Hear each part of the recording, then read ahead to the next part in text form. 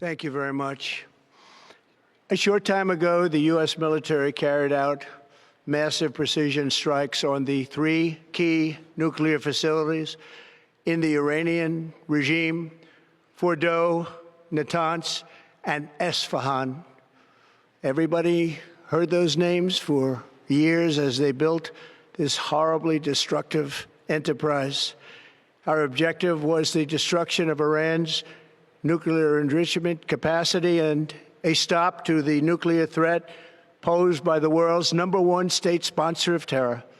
Tonight, I can report to the world that the strikes were a spectacular military success. Iran's key nuclear enrichment facilities have been completely and totally obliterated. Iran, the bully of the Middle East, must now make peace. If they do not, future attacks will be far greater and a lot easier. For 40 years, Iran has been saying death to America, death to Israel.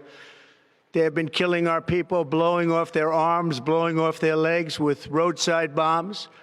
That was their specialty. We lost over 1,000 people, and hundreds of thousands throughout the Middle East and around the world have died as a direct result of their hate. In particular, so many were killed by their general, Qasem Soleimani.